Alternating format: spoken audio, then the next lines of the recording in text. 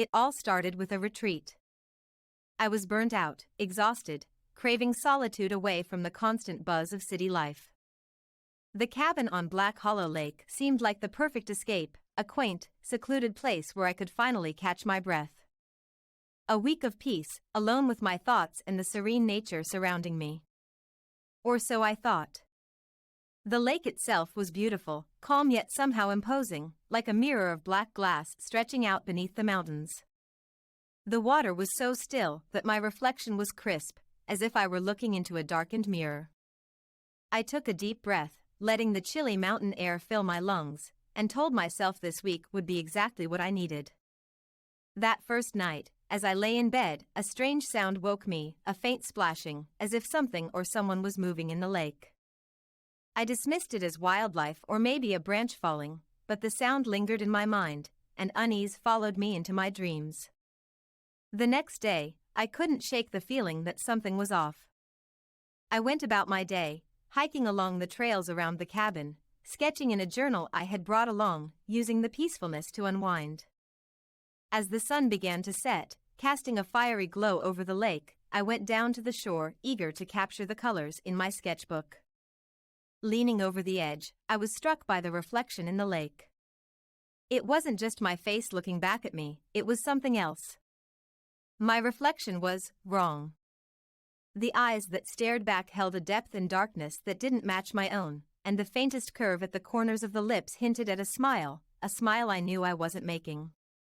I froze, my hand hovering over the water, feeling a chill ripple down my spine. Then, as quickly as the eerie expression appeared, it vanished, leaving only my familiar face in the water. I laughed nervously, chalking it up to my imagination, but a strange unease gnawed at me. I quickly gathered my things and went back to the cabin, trying to shake off the unsettling encounter. That night, I heard the sound again, only louder this time, the distinct sound of something splashing in the lake. My heart raced, the walls of the cabin feeling thin and unprotective. But I forced myself to stay inside, reasoning that venturing out into the cold darkness alone was foolish. Morning came, and with it, a sense of determination. I refused to let my nerves get the best of me. It was just a lake, and I was just tired. But when I walked down to the shore again, my stomach dropped at the sight of ripples breaking the lake's glassy surface. Something, or someone, had disturbed the water. There were no boats, no animals, and the only footprints around were my own from the day before. I knelt by the water, staring into its depths. The longer I looked, the more I felt something staring back. A flicker of movement caught my eye, and I jolted backward, nearly stumbling into the lake. My reflection remained in the water, unbothered, as if I hadn't moved at all. But then, with slow, deliberate motion, it began to change. The face in the water wasn't mine. It was twisted, somehow darker, with eyes that seemed impossibly deep, like bottomless pits in the earth. And there it was again, that smile, stretching wider this time, revealing rows of teeth that seemed too sharp, too many. I stumbled back, my heart pounding. I could feel those eyes following me, watching my every movement with a malicious curiosity. I ran back to the cabin, slamming the door shut behind me. My mind was racing, filled with images of that twisted reflection. But how could it be? It was my own face, yet it wasn't. Desperate to make sense of it, I convinced myself it was just stress, exhaustion, the mind playing tricks after too many hours alone. But as the days went on, the strange happenings only grew. Every time I approached the lake, my reflection would be there, watching, waiting. Sometimes it moved before I did, a slight tilt of the head, a flash of that same eerie smile. Once, I even saw its hand reach up, as though it wanted to pull me down into the water with it. One evening, as the sky bled into twilight, I found myself at the lake's edge again, as if drawn there by an unseen force. The air was heavy, thick with an unnatural silence. My reflection stared up at me, its eyes more hollow than ever, and I felt a chill seep into my bones. I knew I should leave, that I should turn back and never look at that cursed water again. But I was frozen, transfixed. Slowly, my reflection began to change. Its skin grew pale, almost translucent, and its eyes darkened into empty voids. It stretched out a hand, pressing it against the surface of the water, and to my horror, I saw the water ripple under its touch. My heart hammered as I realized this was no mere reflection. Whatever was in the lake, it was real. I stumbled back, but the reflection, no of the figure, kept moving, its hand reaching farther and farther out, as if there were no longer any barrier between us. Panic surged through me, and I turned to run. As I sprinted back to the cabin, I heard the faintest echo of laughter, cold and hollow, drifting up from the lake. That night, sleep was impossible. Every sound, every creak in the cabin seemed amplified, as if something, or someone, was lurking just beyond the walls, waiting. Shadows danced in the corners of my vision, and the sound of splashing echoed in my mind, refusing to fade. The next morning, I resolved to leave. The cabin had become a prison, the lake a haunting reminder of something I couldn't explain. But as I packed my things, I felt a strange pull, an urge to look out the window one last time. The lake was there, silent and still, its dark surface glinting under the morning sun. But something was different. There, by the edge of the water, was a figure. It stood motionless, watching the cabin. Watching me. I squinted, my breath hitching as I recognized the face. It was me. No, it was it, the reflection, standing on the shore as if it had finally broken free. I didn't wait to see what it would do. Grabbing my bags, I bolted out of the cabin, never looking back. The figure's eyes burned into my mind, and I could almost feel its smile as I drove away, the cabin and the lake vanishing behind me. Even now, miles away from Black Hollow Lake, I can't shake the feeling that it followed me. Every time I catch my reflection, I look away quickly, afraid of what I might see staring back at me.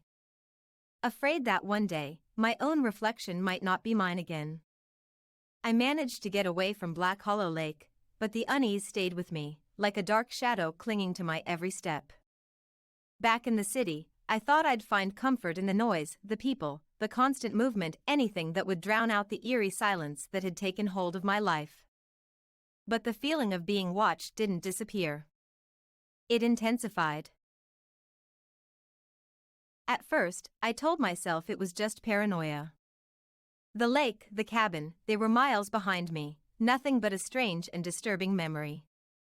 But whenever I glanced into a reflective surface, a mirror, a glass window, even a polished piece of metal, I'd catch glimpses that made my skin crawl.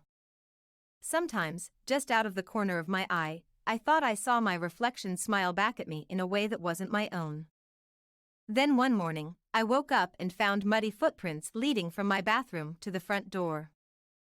They were faint, as if something wet had only briefly stepped onto the carpet before vanishing.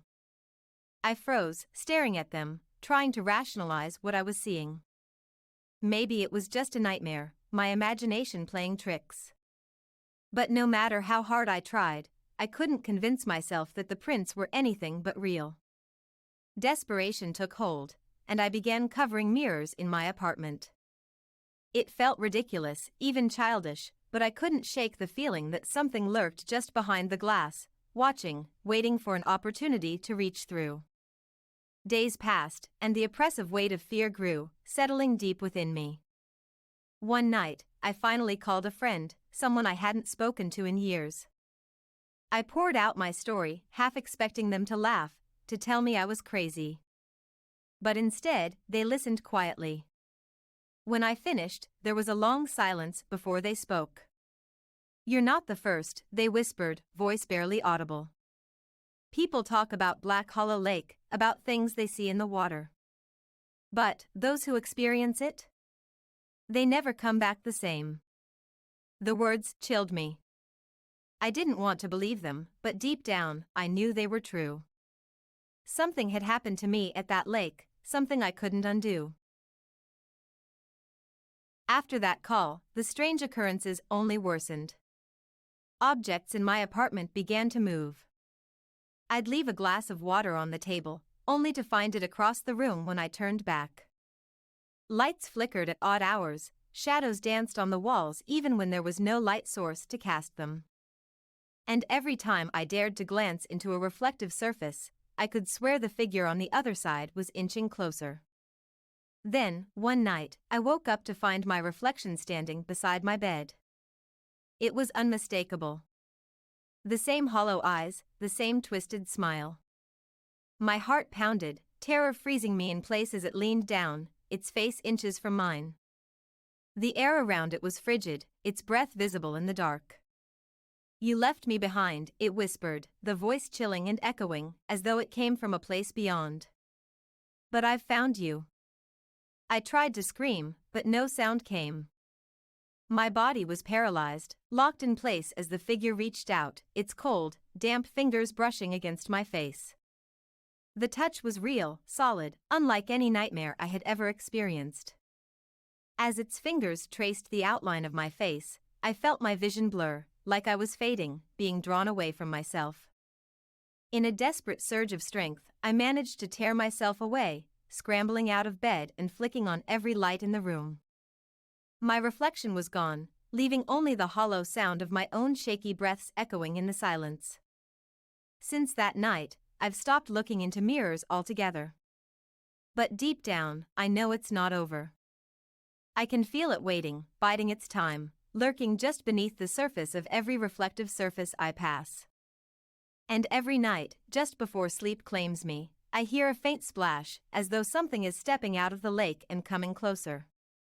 Now, every shadow feels sharper, every whisper more sinister. I know that one day, it will take my place completely.